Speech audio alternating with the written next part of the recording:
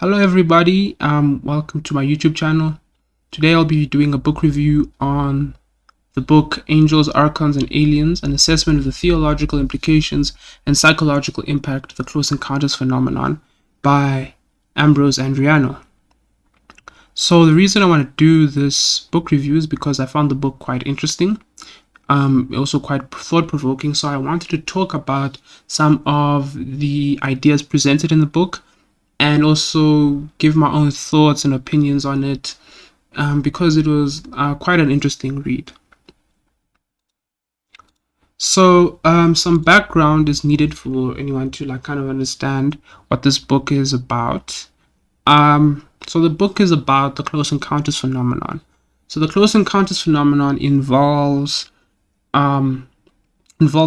generally seeing these unidentified flying objects or unidentified aerial phenomenon, as has been, officially classified by those who are, of course, in positions of authority to investigate these types of issues. And it involves, generally speaking, three types of encounters, maybe five if you want to extend it. So the first one is merely seeing one of these phenomena. So you might see, like what you see on screen here, a flying saucer, a flying circular or disc-shaped vehicle, which seems to be artificial. So it was made by something and it is flying around in the atmosphere. Second encounter is, or a close encounter of the second kind, involves seeing these vehicles, but also feeling physical effects or seeing physical effects, the physical effects of these vehicles. So, for example, you might see animals react to these things.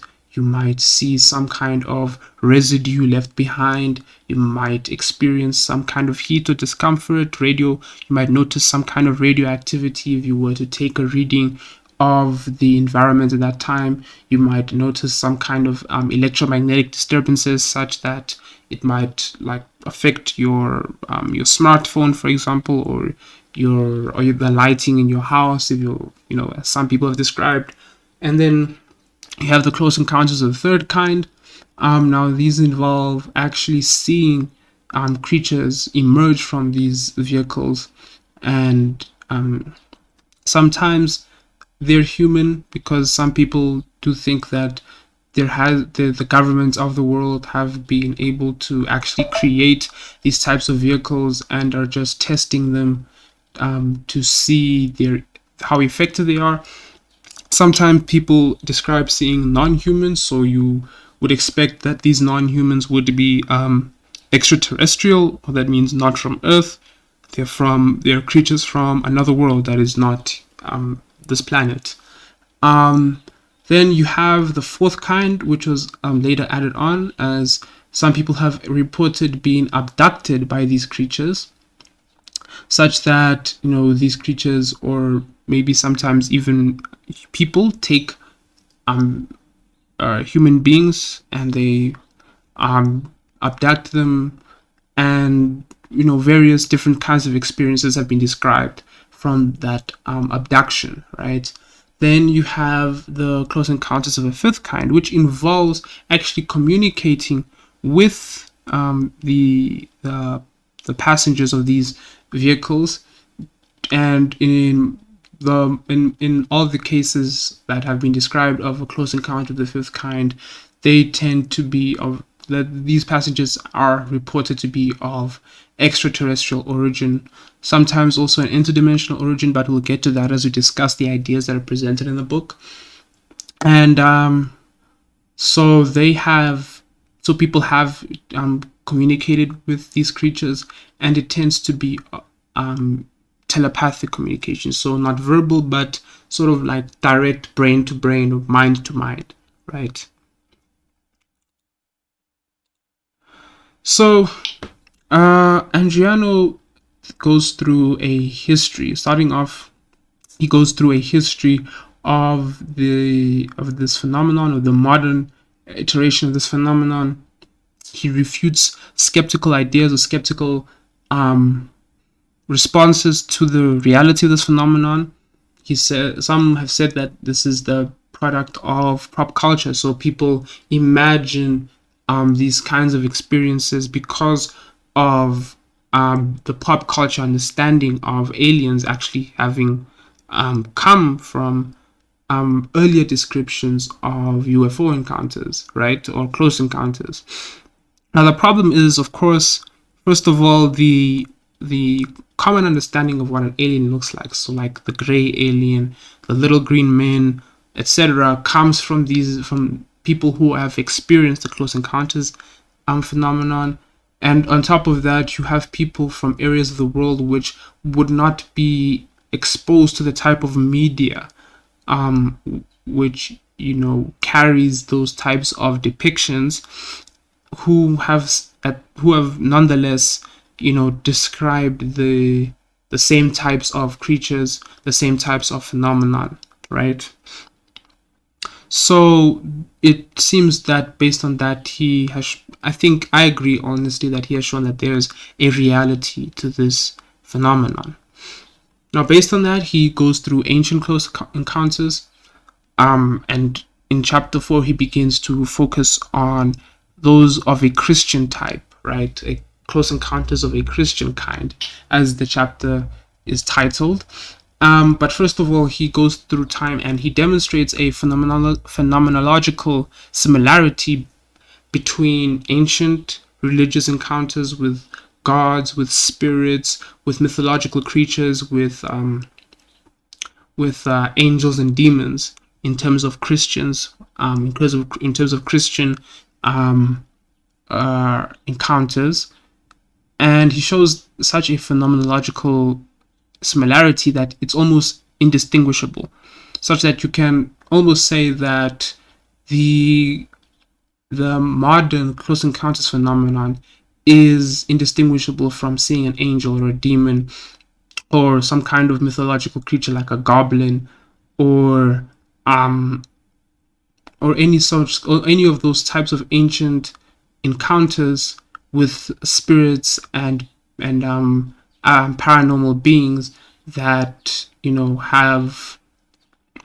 have a similarity with what people have experienced today. An example of a Christian close encounter is that of Saint Anthony the Great, or Saint Anthony the First, monk, as he's called, although monasticism preceded him by a few decades. And you could argue, but anyway, I won't get into that.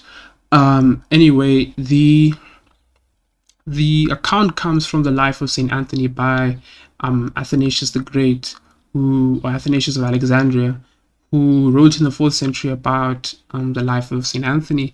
And in that book, one interesting encounter is when Saint Anthony goes out into the desert.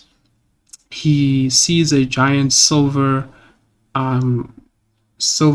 disc in the desert. He assumes it's a shield, and he supposes that it would require oxen, so multiple oxen, to carry such a thing, and he assumes that somebody had dropped it in the desert and left it there.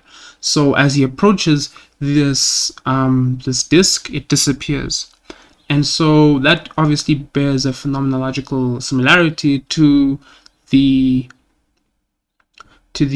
flying saucer that people see today as part of the UAP or UFO encounters, or the close encounters of the first and second kinds.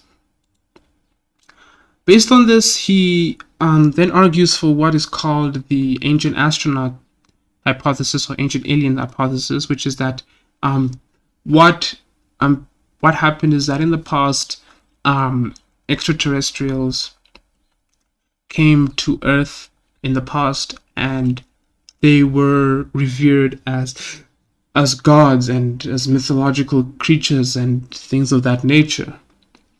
And based on that argument, having said that, well, people are seeing extraterrestrials today, perhaps they saw them in the past and they thought they were gods, angels, demons, spirits, and things of that nature. He then goes into biblical analysis of the Genesis account, and he compares it to other ancient Near Eastern texts, which surround the construction of the Genesis narrative, right? So one example is that he focuses on the Enuma Elish, which contains the Assyrian creation account, and other such accounts which are similar to those found in Genesis. An interesting thing or interesting difference is that the Enuma Elish is far more expansive when it comes to the creation of the world. It talks about various types of beings that existed before the creation of the world, such as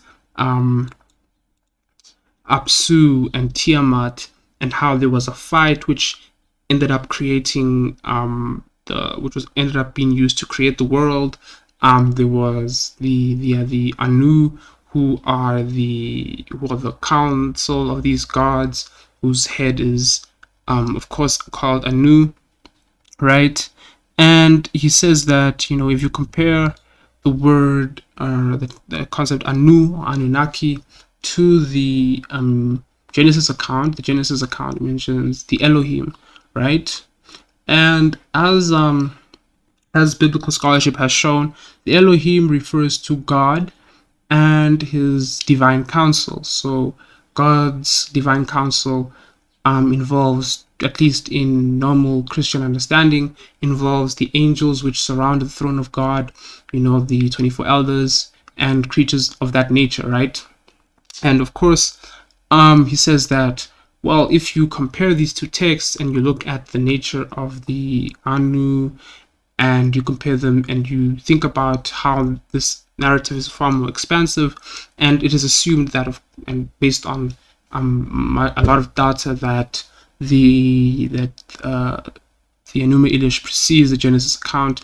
It seems the Genesis account is something that is similar and comes from a similar narrative to the Enuma Elish. It's just the Enuma Elish was more detailed, and so based on his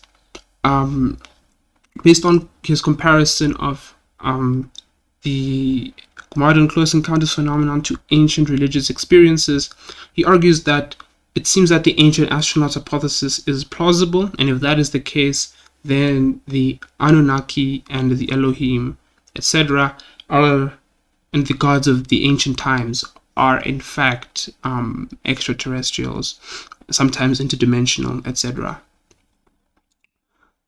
So based on that, he then says that, well, we will need a new physics and metaphysics to understand some of the ideas and the abilities and the technology of these creatures.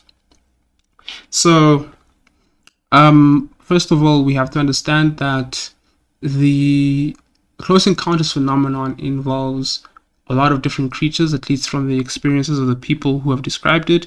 Some of these creatures seem to be interdimensional. Others of these creatures seem to be just extraterrestrial from another planet in our universe. Some are both, like the Venusians, who are said to be from Venus, but Venus in another dimension, right? To understand the types of dimensions that he's speaking about, he's referring to the concept of dimensions as described by a philosopher who goes by the name Mead Lane. If I'm remembering correctly, his name is Dr. Newton Mead Lane, or Mead Lane, I'm not sure. But he is the one who discusses these ideas of like 8 different levels of, or 8 different dimensions, which these dimensions can be ascended or descended on, like sort of like a ladder, and every planet in the universe sort of like exists on all of these 8 dimensions. So there's first dimensional Earth, second dimensional Earth, third dimensional Earth, etc., etc. And the same is true of Venus. So the Venusians come from Venus, but fourth dimensional Venus, or is it fifth dimensional? But they come from that's why they come from that part of Venus, even though Venus, as we know it in our dimension, so to speak, is uninhabitable, right? He then describes different types of that physics will have to change because some of these vehicles are said to move in ways which would like break our understanding of physics, being able to accelerate supersonic speeds and then decelerate almost instantaneously, which doesn't really like compute with our understanding of physics. He talks about the chronovisor more as a sort of thought experiment, which the chronovisor was a device purported to be made by a Benedictine Catholic priest in the 60s, who he said he made a device which can capture the light beams of that are around the Earth that go back to the past, and then capture the light and the sound, and then play them on television, right, on a television screen or like a screen, and basically replay events in the past. He then compares it to a device that some people have experienced be existing in that the extraterrestrials would have in hand, called a yellow book, which works similar to what a chronovisor would work, but is supposedly more advanced, right? So those are the kinds of like metaphysical and new physics that he discusses. He then goes on to discuss the different types of aliens, right? As I said, some of them are from other dimensions, some of them are extraterrestrial, some of them are both, some of them are intraterrestrial, so that means they come from either a lower dimensional of Earth, or they literally live in caverns under the Earth or under the ground that we walk on. We have the Greys, right? We've got the little green men who look like the Greys but are green skinned and have the same kind of bug eyes that both share. You've got the praying mantis type of aliens, which are said to be interdimensional. You've got the Nordics, who apparently come no, they don't come from Zeta Reticuli. It's the Greys who come from Zeta Reticuli. You've got the reptilians, that's where the reptilian conspiracy comes, that these are the ones who are controlling the Earth. They're everywhere in our government. And you've got the tall whites, who supposedly come from the system of Arcturus. He then discusses exochristology, which is the title of the 11th chapter. And here he discusses what the aliens say about Jesus Christ. A notable theme in all of this is that the aliens universally say that Jesus Christ is one of them. So in common understanding, that would mean Jesus Christ is an angel or an archon of some sort, which of course is far and away removed from traditional Christian understandings of the identity of Jesus Christ, and is such that it's blasphemous according to the understanding of scripture that we have. So to counter this, or really to discuss the apologetics and the common Christian understandings of this encounter, he goes on to critique a lot of the people who have discussed this phenomenon. He takes Christians who have discussed this phenomenon and he puts them into two camps. You've got the optimistic camp, who are those who believe that the phenomenon poses no real threat to Christianity. I have Pope Francis up on the screen because he said that he's willing to baptize Martians, so Martians would be like little green men. Then you have the pessimistic camp who think that who see the close encounters phenomenon as a threat of a demonic invasion, right? And so that would be represented by somebody like Father Seraphim Rose, who wrote extensively on this topic and talked about the various encounters which seem to imply a demonic nature, right? Which many people have experienced psychological trauma and pain from these environments. So Andreano claims to represent a camp that is different from these two. He calls it a realist camp. He says that he acknowledges the phenomenon is multifaceted, representing all sorts of creatures, and it's not necessarily all demonic creatures who people are seeing and experiencing, because he notes some more positive experiences people have had with these creatures.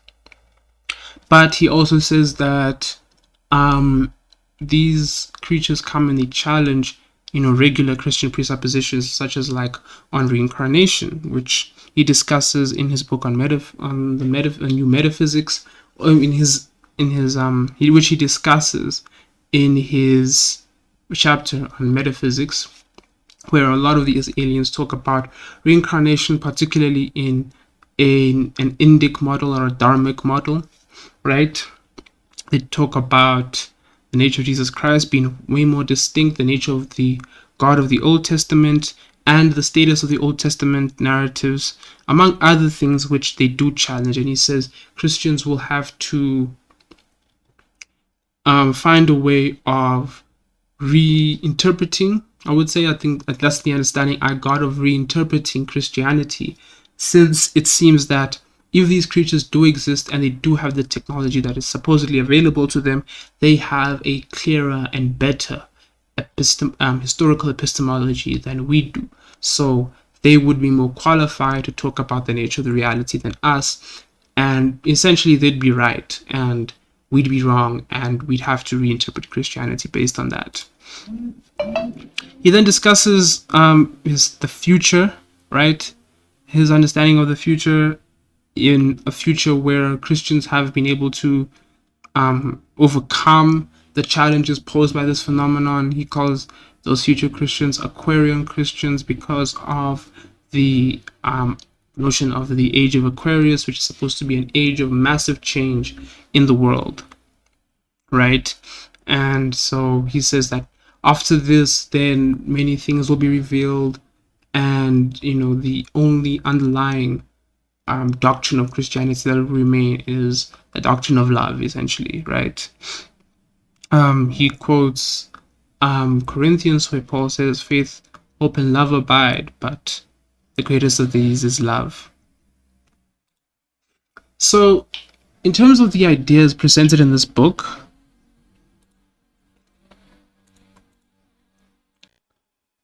so the thrust of the book can be summarized as this. The close encounters phenomenon is real. 2, many of the people who have experienced this phenomenon usually report that it is of an extraterrestrial origin. Some have described interdimensional creatures, others have described interterrestrial origin, others have described both an interdimensional and extraterrestrial origin. The phenomenon is so similar to ancient experiences of interaction with gods and Christian experiences interacting with angels and demons as to be indistinguishable. The close encounters phenomenon is not a universally negative experience, with many people reporting interacting with either neutral or benevolent creatures. 5, it follows that if 1 through 4 is true, that the ETs et al. Are the gods or angels/demons. 6, if so, then what they say about religion and Jesus Christ is important, since their epistemology for determining historical truths is more certain than ours. 7, what they have reportedly said is epistemically challenging to mainstream Christian theology, e.g. on original sin, the identity of Jesus Christ, reincarnation, who the God of the Hebrews is, etc. It therefore follows that Christians will have to reconsider much of what we think about history and change many of our dogmatic beliefs. I'd say that 1 through 5 is probably true. If you read the Bible, it does talk about other gods being real things that exist, just that you shouldn't worship them, right? And you should only worship God, right? However, I disagree with the conclusion that they are necessarily closer to the truth than us. One of the main ideas that is pushed forward is that, well, these guys definitely have a better idea of history because they can time travel, they can go back into the past, they have this yellow book thing which can look into the past and show you how the past was really like. Now, the problem I have with that is, well, time travel into the past is just logically impossible. It doesn't seem to be something that can be sustained as real, as a reality, or something that can truly happen. Consider the grandfather paradox. Imagine that you went back in time and you stopped your grandfather from having children.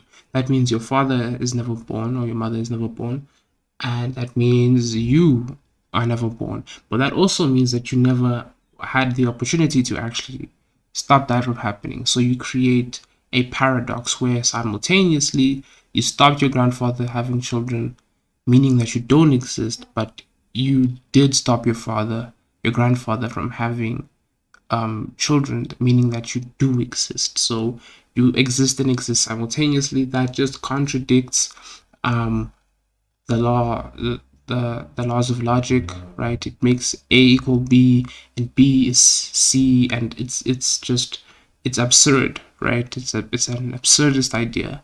So I don't think time travel into the past is in any way possible. Following that, I'd also say that a device that is looking back into the past, like a chronovisor or even something more advanced, is probably not a feasible or even real technology that actually would exist. Because consider that in order for that to happen, you would need to be able to isolate the light that is reflected, that reflected off particular objects in the past, which includes people, places, buildings, and things. You'll need to isolate it, so it means you have to isolate it in those particular moments, and you'll have to isolate the sound. Now consider if you're trying to replay an event that happened 2,000 years ago, right? You'd have to isolate the light that has reflected, not the light that was absorbed, because that light has been absorbed, right? It's been the light that's been reflected. Some of that light probably has reflected back out into space. That means it's traveled all the way into space for 2,000 years, 2,000 light years. You'd have to isolate that light. Not only that, you'd have to isolate any of the sound that's produced at that time, right? And you'd have to be able to reconfigure it such that it becomes audible again, right? You'd have to reconfigure it such that it becomes audible again. But we know that when you speak, your organs of speech produce pressure waves, and those pressure waves vibrate at different frequencies, right? But what happens is that as they go further and further away, they become weaker and weaker and weaker, right? This is just a basic way that waves behave, right? Waves just behave like this. On top of that, as they interact with the environment, they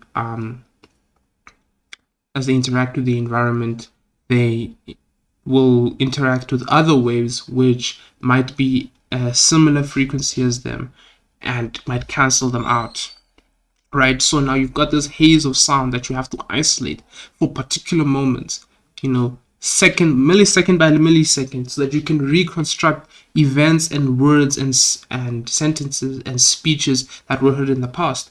I'm sorry, but the kind of precision that is needed for that is not the kind of precision that is in any way, possible, right? You can't bring back that light that's already 2,000 light years away. You can't take the sound, the amalgamation of sound waves that exist on Earth and highlight particular sound waves that exist at particular that were around at a particular time at a particular millisecond. I'm sorry, that's just and then after that you have to stitch them together so they match. Like, that's just not something that you can do just by arranging particular elements together, because you're gonna need like a receiver, you're gonna need some kind of algorithm to do that. And it doesn't matter how intelligent you are, what kinds of materials you're going to use in your receiver. Like, you're not going to be able to do that because of just how much information you're dealing with here. I mean, consider something like, it's basically, as we exist today, you can't know what the weather is going to be like a year from now to the exact details, like the particular temperature on the day, the humidity, and things of that nature. How are you then going to be able to predict something that's even more complex than the weather system? Far more complex. With what technology? How do you even start making something like that? Like, if something like that was presented to me, I'd have to see it really, really, truly work. So just out the gate, that is just something that's very questionable, right? Now, I think it's important that we discuss the identity of the God of Abraham, Isaac, and Jacob. So the God in the Hebrew Bible, right? Because this is, of course, very important in terms of understanding why I would disagree with points 6 through 8, because as we know, these extraterrestrials, these other creatures, have been telling people particular things about the Bible, right, and how they relate to one another. So Andreano argues that the text of Scripture seems to indicate that Yahweh, or the Lord, right, is the son of El, alongside 69, child, like a progeny alongside 69 other Elohim, based on Deuteronomy 32, verses 8 to 9. It says then that the ancient Near East context affirms this. So Babylon, like the Sumerian Enlil, son of Anu, is comparable to Yahweh, son of El, right? The book of Acts refers to the angel of the Lord, or the angel of Yahweh in Exodus, being the one who spoke to Moses out of the burning bush. St. Paul says that the Mosaic law was ordained by angels, and also now the morality of Yahweh is very questionable. So based on all of this, we can assume that it points to Yahweh not being the true God, but rather the like some kind of angel of some type, right? Maybe an extraterrestrial, right? Now, I would say that the angel of Yahweh is probably Jesus Christ, and that's probably what the people who were writing the Bible, as it built up over time, that's like the progressive revelation that comes later, right? And this is because the function of the angel of Yahweh in the Old Testament is that of a heavenly high priest, one who administers the heavenly liturgy, the heavenly ceremonies in heaven, which are then mirrored on earth in the Mosaic covenant, in the way people behaved during the pre-exilic period, the way the ceremonies were held, the various sacrifices, etc. Christ becomes the new high priest in the order of Melchizedek, as St. Paul says. So there's this connection here between the angel of the Lord and the Old Testament that is subtle, but it's present. It's a thread that is present, and it shows that Christ fulfills all of those roles in the New Testament. So since angels are the ones who are performing a kind of heavenly liturgy, right, which is mirrored here on earth, it means that initially the angels were created as tutors of the human race. And that's why we see in the Psalms that man is said to be created a little lower than the angels, but then is later crowned in glory and honor. Revelation 12 is about the elevation of man into the divine council, or the heavenly courts, that we see with all the angels that surround the throne of God and they praise God. And this vision that we see in Revelation is the same as the one that we see in Isaiah and in Ezekiel. And it's very unlikely that the Apostle John had the same concept of God that Andreano says the early prophets had. So I think, therefore, because the Bible is always building on itself and then reconnecting these bits of data back together, a retrospective or a post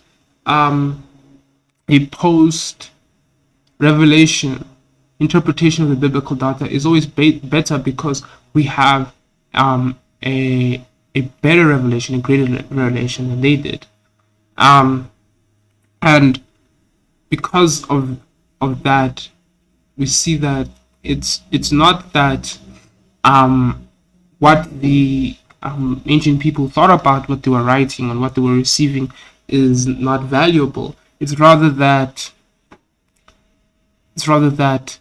what we have also is very valuable, and it allows us to piece these images, these threads together in order to get a clearer and better understanding.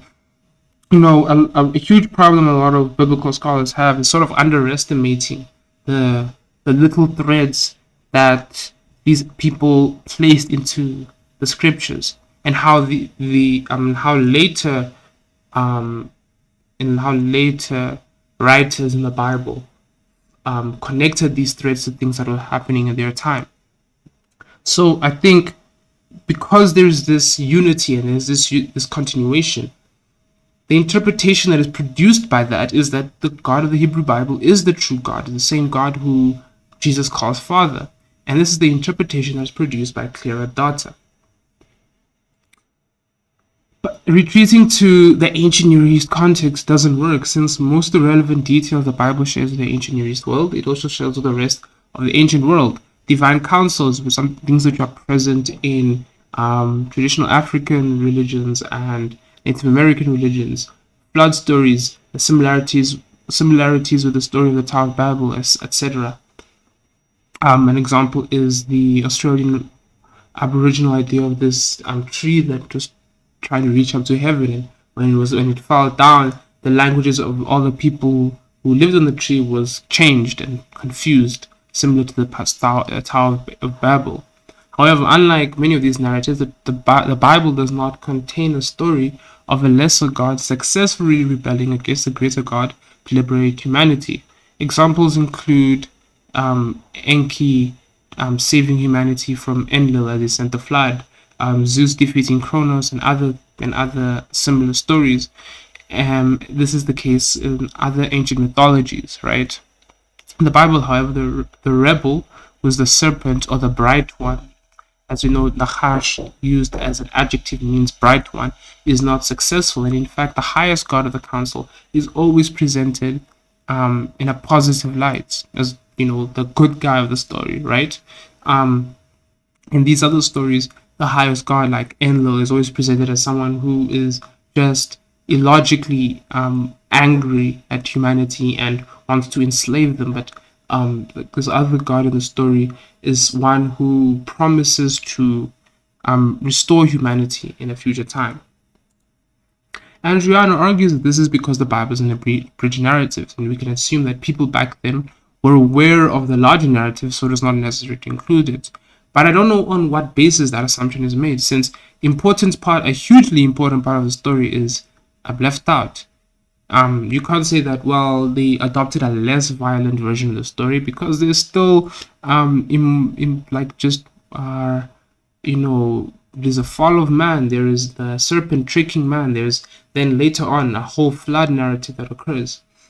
I mean, you point to the descent of Inanna as something that is shorter in the older version compared to the newer version, but it doesn't miss out major story beats. There's just less background information. I think there are two options. The first option is presented by biblical scholars such as Michael Heiser, who say the story in the Bible is a later polemic against the dominant accounts in the ancient Near East. I think a better, or at least a possible view, is that the story in the Bible is an earlier work, and the later accounts include more details, which kind of a more propagandistic details from the losing side.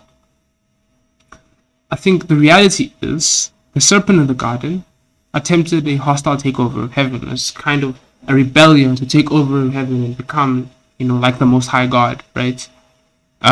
He tried to tempt Adam and Eve with the authority to become like the gods. And since the this member of the divine council, right, this being, the serpent, was in fact the Archon, or the one who was the head an angel or head god of this world, who was put in charge of this particular world, right, by the Most High God. Since he was the one who was in charge of this world, he uses the people who he was supposed to, in fact, be tutoring to join the divine council. He uses them to try and attempt this hostile takeover. So they go to the middle of the garden, which would be the highest point of the mountain, since inwards is upwards in biblical cosmology. And this is from the beginning. We see in Genesis 2 verses 8 to 14 how the topology of the Garden of Eden makes sense if it is on a mountain, right? Adam and Eve are banished from the mountain, so they fall down low, hence the fall.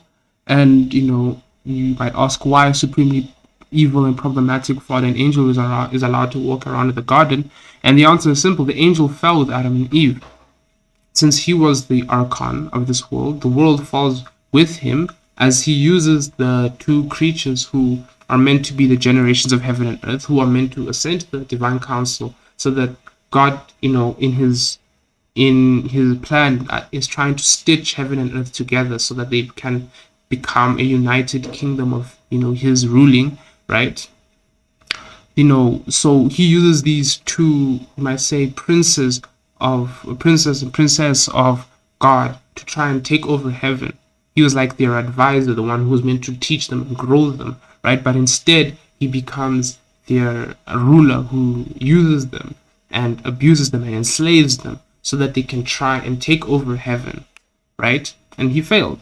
So instead, he creates later narratives, who says, oh, these other gods were evil, so that's why I try to take over, right?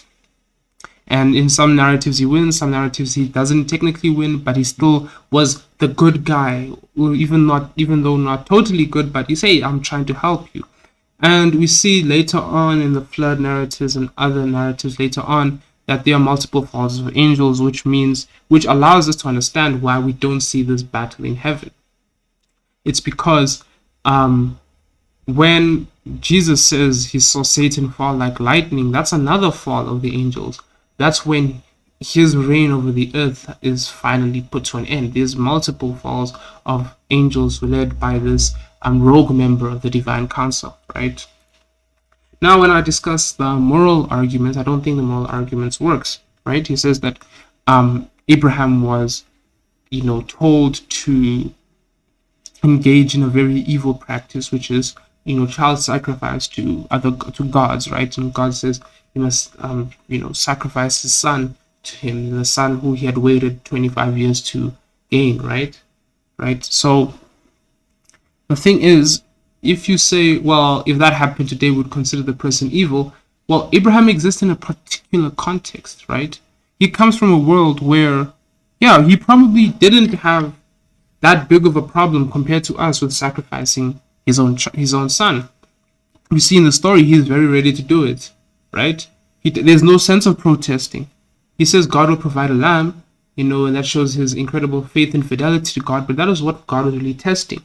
But even though Abraham was about to commit this evil act, right, God stops him, and he uses that, right? God does what he always does. He turns evil into good, right?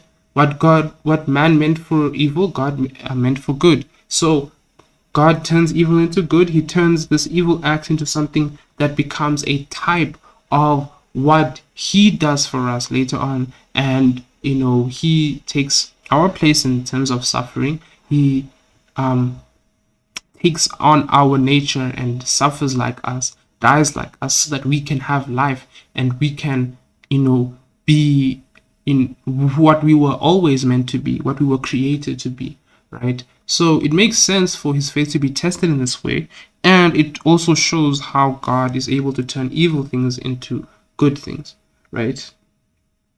Now we go on to God killing the firstborn of Egypt. I mean, why does that happen? I mean, why does God visit punishment on children for the sins of their fathers? But consider that most of the firstborn alive at the time were likely complicit in Egypt's rebellion. It's also very likely that some Egyptians heeded the warnings of Moses, as we see in the plague of hail, that many did heed the warning of Moses, right? And again, um, we talk about how is it fair that God does this? I mean, consider what it means if it's just some kind of angel, right? Because that's the argument that is made here in this book.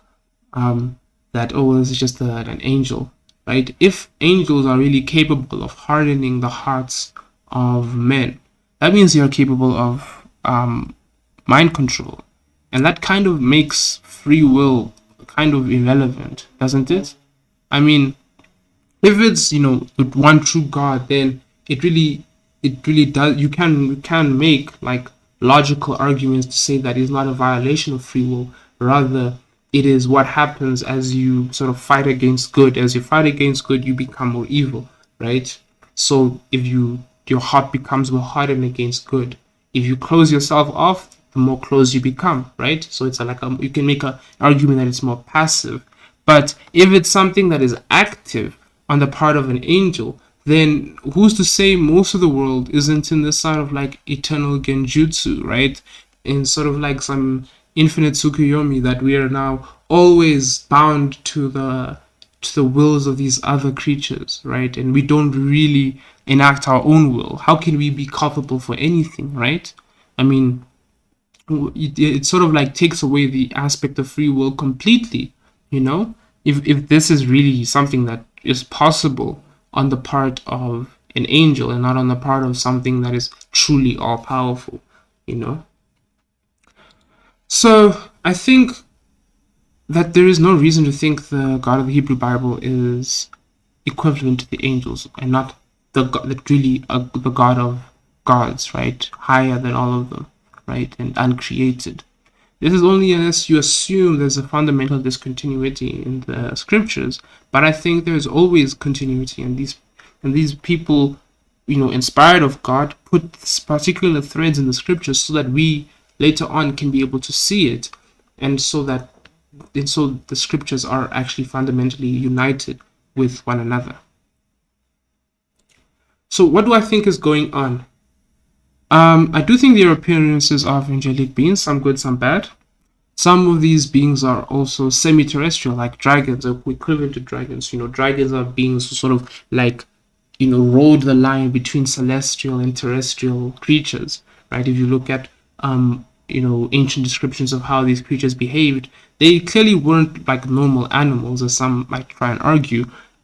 They were sort of these in between celestial and terrestrial creatures, and I think this is the case for some of these. Some of them are interterrestrial, like the goblins. I think the reptilians. If they say they're interterrestrial, they're just like modern day goblins of different shapes and sizes. I think also there is certain celestial creatures have the angels and demons with celestial origin have a means of taking physical form. There's also some kind of interdimensionality here at play here. Although I won't take the Newton mid-lane route of dimensionality, I think if angels are able to move in higher dimensions, as like the dimensions that are talked about in like string theory, that sort of unites in a way the physical aspect of angels and the sort of like immaterial aspect of angels that we find in medieval scholastic understandings of the angelic, such that you can ask how many angels can dance at the head of a pin, because if they were able to move at higher dimensions, that means they can sort of like shift into these really small pockets of space, because these higher dimensions would be like sort of folded up into one another. And that might also explain how they're able to move so unnaturally, because they're able to move in and out of these like really tight, almost impossibly small spaces, while keeping a sense of largeness, in a sense. Like, I'm just speculating here at this point, but that's why I'm saying there's also some kind of interdimensionality here at play. So it's something weird that they have, that they're somehow both, that it kind of explains how they're physical but more discrete than us who are also physical. And also, I'd say that contrary to what Andreano says, there are many experiences which align with a general Christian expectation, right? Many people, whether they be evangelical, Orthodox, Catholic, Reformed, they've experienced these kinds of apparitions in dreams, physically being transported places where these things haven't really contradicted their expectations. I mean, you have someone like Saint Paisius who saw Jesus Christ and had an icon painted of him based on that description. You have that girl who saw Jesus Christ, and these are just visions. There's many other stories. So are these enlightened creatures with high technology also bound to archaic Neoplatonic notions like us, or do they maybe disagree with one another because, it's not just so cut and dry that something like reincarnation, Jesus is an alien, and things like that are just common knowledge among them, but actually it's something that it's a belief that it might be held among some of them, maybe some, for maybe some hold that belief because they have an ulterior motive trying to spread falsehood, or maybe some just don't know and they think that's just true. It's not as cut and dry as, well, it's always anti-traditional Christian ideas, right? Sometimes they don't believe in those non-Christian ideas or non-traditional Christian ideas in that sense. I also think that there might be some estranged humans from other worlds coming to us. I've got in brackets Zosimus, Enoch, and Elijah, and I'm gonna explain this. But so if you are not aware, there's something called the narrative of Zosimus, and it describes a man called Zosimus who prayed to God because he wanted to see the Rechabites, who are a group of Hebrew ascetics who are mentioned in the book of Jeremiah. He wants to see those people. So what happens is that after praying, God tells him to wander into the desert, and as he wanders in the desert, angels take him to a land that's far away, it's called a distant land, and it says that it's outside the jurisdiction or away from the rulership of the evil one, right? And because of that, you find the Rechabites, they're naked and they're eating of the fruits of the land. So it's like sort of like an innocent state back to a pre-fall state, right? And even though it's supposed to be a world that's outside the fallen dimension, right? Or outside the sphere of where Satan is ruling, right? Now, we know in traditional cosmology, Satan is called the prince of the power of the air, and the air was considered back then to be anything below the moon, right? So in our understanding, the moon is, that's part of the moon-Earth system. And it's also quite interesting that no human being has been beyond the moon, so thus far, despite us getting to the moon 50 years ago, over 50 years ago, actually. Now, consider that we know of people being translated into heaven, such as Enoch and Elijah mentioned in the Bible. Also consider that Jesus Christ says that no man has ascended into heaven before the Son of Man has ascended into heaven. But what about Enoch and Elijah? So I think what really happens here is that there's two places or two areas which are associated with heaven. There's heaven, which is the stars that we see, which corresponds with space as we know it. And then there's the heaven of heavens, which is beyond that, and it's where you will find God's throne room. So no one has been to the heavens of heavens before Jesus Christ ascended there. But it's possible that Enoch and Elijah were taken to the heavens, right? And the heavens, as we know them, would be other worlds, other planets. Consider also that um, in the Bible, the plants are created on the third day, right?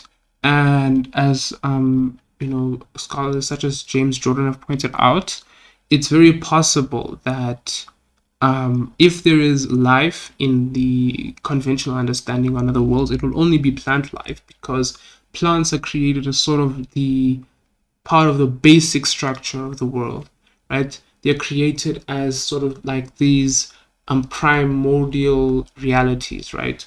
So other worlds might have plants and other creatures which allow plant environments to exist, such as bacteria, protists, and various other microscopic creatures. So it's possible that Enoch and Elijah were transported to worlds which are like that.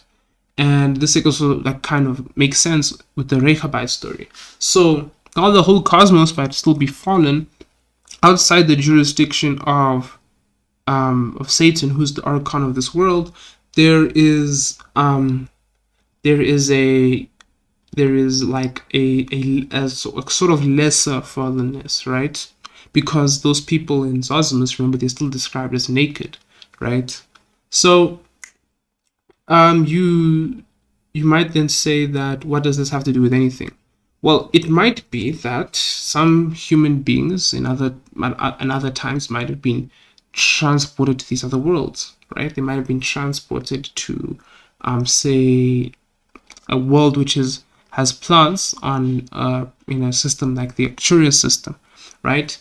And then, as understood by baraminology, modern baraminology, there's a possibility of rapid diversification in creatures which are created here on Earth. And you could possibly explain why some of these creatures, maybe they were taken before the flood, so they had a technological advantage of the people who existed on Earth post-flood, and they, found greater technology and greater technological success. And now it makes sense why some of these occurrences can be made sense of during the industrial age, which the industrial age provides what you might call a techno signature, right? And that techno signature shows us that it shows them rather that this is a world where there's life. And it's also very possible that even though they were taken there post flood, that they might have forgotten about that. I mean, for example, the Native Americans, though they have some of them have very many similarities in their stories and their understandings to the ancient Near East, they also believe that they've been on that continent forever, right? So there's maybe some sort of forgetfulness that has happened there. And this would also explain some of the physiological similarities. So I mentioned Arcturus because that's where the tall whites are said to come from.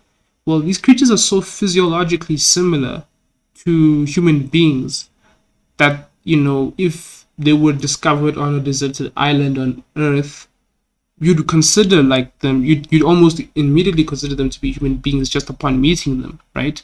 If they were like some kind of like primitive tribe here on Earth in like an isolated place. But because they come from these other worlds, now they are allowed to look like us. So no, I think it's very possible that some of these things can be explained. Sure, some of it can be shapeshifting from some of these celestial, and angelic and demonic creatures, but some of it I think can also be attributed to this, right? And so this sort of, I think, what I've explained so far sort of explains the differences in morality and differences in ideology and philosophy that exist among these creatures. Some things I want to describe is, his description of the monks and the monastics. I just like the presentation of the monks as necessarily being paranoid. I think it's just being careful. Human beings, I think, naturally are not spiritually attuned creatures. We live in a very material world, right? So these other realities which are higher than us are a lot more dangerous because they're so unfamiliar, right? And familiarity does pose danger because, if you're not familiar with something, you are at a higher chance of making mistakes with that thing, and those mistakes can harm you, especially in this case. So the monastic traditions being more careful with experiences of the angelic and the demonic, etc. It's not paranoia, it's carefulness, right? And also, it just doesn't make sense to me that it, like, like an extraterrestrial comes on Earth, someone, and invite them into your ship, someone says, okay, say Jesus is Lord, or do the sign of the cross, and you're like, okay, this guy's chasing me away. That's like, I mean, if you came to someone, right, and you invited them to your car, and they asked you to do something so that you can provide trust, so that you can show that you're trustworthy, like maybe you go up to someone and they ask you for like something so that you can show that you're trustworthy. That doesn't necessarily mean that they are like paranoid. They're just being careful. It's not something that's like chasing you away. You can't just say, "Oh, this guy doesn't like me" or whatever. So it doesn't make sense to me that like you're negatively responding to that. So on it, this presentation just doesn't make sense to me, right? It doesn't make sense to me that being from another world is scared of the signs of the cross just because it doesn't even look threatening, right? If someone bows to you or like just as a way of greeting you, that's not scary. It's different, but it's not scary. So I just don't buy the idea that they're just paranoid. So I want to talk about Antarctica because it was a part of his chapter 7 on esoteric history. Antarctica is not guarded like that. There's no reason to believe that it is. The official presence on Antarctica is very minuscule. If there are secret operations involving extraterrestrials in Antarctica, the governments of the world don't have to do much to hide it. Barely anybody's there. The people who are there are concentrated mainly on the coasts. No one is going to the center of the continent anyway, right? No one is flying over it. The flight paths are way too taxing from a fuel perspective. There's plenty of room to hide. On top of that, there's no evidence of any no-fly zones in Antarctica that are active today. So I guess this is just a weird thing that the UFO community believes, maybe because these types of communities are kind of fringe and they're adjacent to other communities. There's always going to be some weird belief that's like common to multiple communities. Maybe that's just the nature of the way people will behave once they're aware that there are things that government hides from them. On geocentrism, Andreano spends time in the book arguing that the Bible is geocentric, and so it's not it's not a perspective that is going to be exhaustive of all possible perspectives, but the thing is, a kind of geocentrism is necessary for mainstream Christianity to be true, right? Since God, the true God, quite literally walked on earth according to traditional Christianity. Both, I'll say that this kind of geocentrism, it doesn't matter which one you believe. I think one that is very much possible is the one that is promoted by or talked about by Russell Humphreys and John Harnett, both who are PhDs in astrophysics and astronomy. They argue, based on studying the cosmic microwave background radiation, that there is something which secular cosmologists call the axis of evil, which is a possible axis of rotation for the whole universe, right? From the cosmic background radiation is said to be left over from the Big Bang, and so it's generally uniform, and its uniformity would confirm the Copernican principle. But if there is this line, this axis, which seems to indicate a special place in the universe, that would defeat the Copernican principle, which is why secular cosmologists call it an axis of evil. Based on their studies, the Earth might be very close, right, to this axis, right? And now what they're proposing is something that might be called relative geocentrism. The closeness of the solar system to this axis of evil makes it near to the center of the cosmos, and considering the size of the cosmos relative to the size of the cosmos, our system, our world, is basically in the center of the cosmos, right? Now, on reincarnation, I don't believe it's compatible with Christianity because of the resurrection. He says, well, what if we misunderstood what resurrection really meant? And if quantum physics proves that physical bodies aren't really physical bodies? Well, I think a lot of people sort of abuse quantum physics in terms of what it's talking about, because if the universe is as quantum physics states, let's say, that the holographic principle is true, right? That really the universe is like a hologram being projected from 2D space. It's still real, even if it's kind of virtual, because you still really touch, feel, and all of that. So there's no way that quantum physics is going to like change our understanding of the resurrection, because how are you resurrecting if you're not, like reviving, right? There's nothing that's been revived here. You're just translating from one place to another. That's like a belief that's held in many places.